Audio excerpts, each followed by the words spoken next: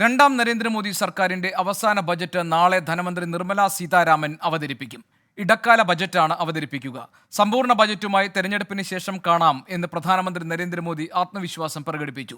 സ്ത്രീപക്ഷ ബജറ്റായിരിക്കും നാളത്തേത് എന്നാണ് സൂചന. एक बहुत ही गरिमापूर्ण फैसला लिया था और वो फैसला था नारी शक्ति वंदन अधिनियम। और उसके बाद 26 जनवरी को भी हमने देखा किस प्रकार से देश ने कर्तव्य पथ पर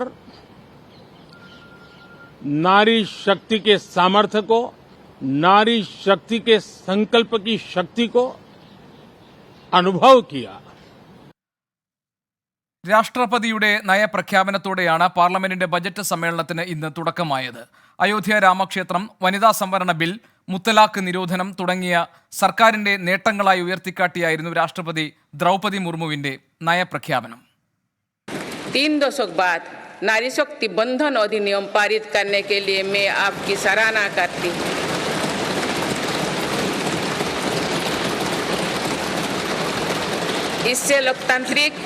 इससे लोकसभा और विधानसभा के महिलाओं की ज्यादा भागीदारी सुनिश्चित हुई है. ആർ രാധാകൃഷ്ണൻ ഡൽഹിയിൽ നിന്ന് വിവരങ്ങൾ നൽകാനുണ്ട്. ആർക്കെ, എന്തായിരുന്നു രാഷ്ട്രപതി ദ്രൗപദി മുർമുവിന്റെ നയപ്രഖ്യാപന പ്രസംഗത്തിന്റെ ഉള്ളടക്കം? സർക്കാരിന്റെ തുടർച്ചയിൽ പൂർണ്ണ ബജറ്റ് സർക്കാരിന്റെ തുടർച്ചയിൽ തിരികെ വന്ന് അവതരിപ്പിക്കുമെന്നായിരുന്നല്ലോ പ്രധാനമന്ത്രി പറഞ്ഞത്. തിരഞ്ഞെടുപ്പ് അടുത്തു വന്നിരിക്കെ സർക്കാരിന്റെ ഒരു ഭരണ തുടർച്ച ഉണ്ടാകും എന്ന സൂചന നൽകുന്നതായിരുന്നു പ്രധാനമന്ത്രിയുടെ വാക്കുകൾ പോലെ തന്നെ രാഷ്ട്രപതിയുടെ നയപ്രഖ്യാപന പ്രസംഗത്തിന്റെ ഉള്ളടക്കവും.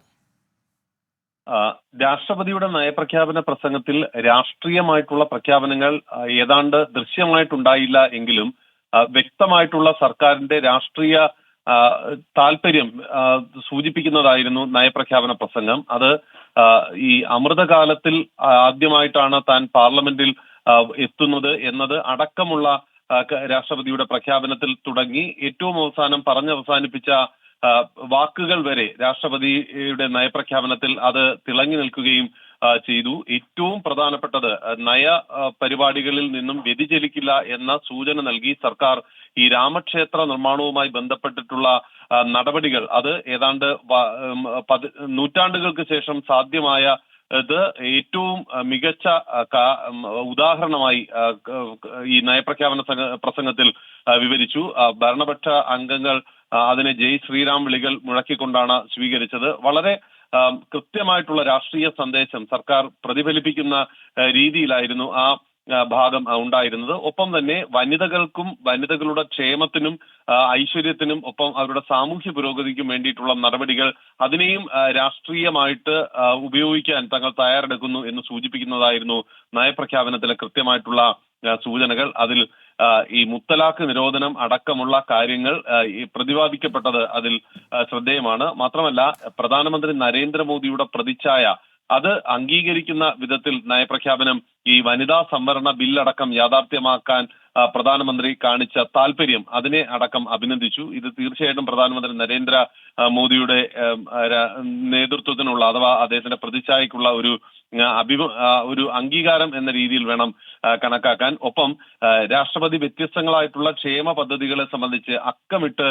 നിരത്തിക്കൊണ്ടാണ് തന്റെ നയപ്രഖ്യാപന പ്രസംഗത്തിൽ. നാളെ ഇപ്പോൾ രണ്ടാം നരേന്ദ്രമോദി സർക്കാരിന്റെ അവസാന ബജറ്റ് വരാനിരിക്കുകയാണ്. അത് ഒരു സ്ത്രീപക്ഷ ബജറ്റ് ആയിരിക്കും എന്നൊക്കെയുള്ള സൂചന പ്രധാനമന്ത്രി തന്നിട്ടുണ്ട്. വലിയ പ്രഖ്യാപനങ്ങൾ നാളത്തെ ബജറ്റിൽ പ്രതീക്ഷിക്കണോ?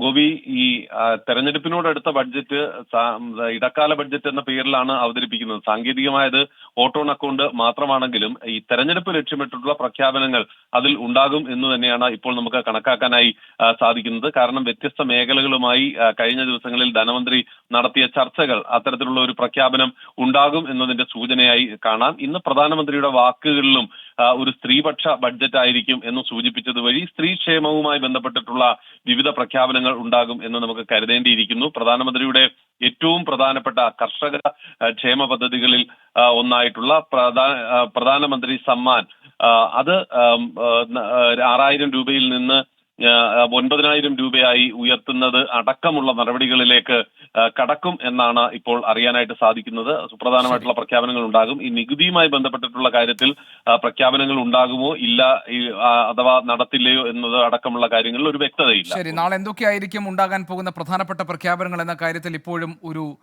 വ്യക്തതയായിട്ടില്ല. അതേസമയം തന്നെ തെരഞ്ഞെടുപ്പിന് തൊട്ടും മുൻപേ നടക്കുന്ന ബജറ്റ് പ്രഖ്യാപനം എന്നതുകൊണ്ട് തന്നെ അതിൽ ഒരുപക്ഷെ കാര്യമായ പ്രഖ്യാപനങ്ങൾക്ക് സാധ്യതയുണ്ട് എന്നുകൂടി നമുക്ക് കണക്കാക്കാം. ഏതായാലും ഒരു സ്ത്രീപക്ഷ ബജറ്റായിരിക്കും അവതരിപ്പിക്കപ്പെടുക എന്ന സൂചന പ്രധാനമന്ത്രി നൽകിക്കഴിഞ്ഞു. ആർ രാധാകൃഷ്ണനാണ് ഡൽഹിയിൽ നിന്നും വാർത്തയുടെ മറ്റു വിശദാംശങ്ങൾ നൽകി.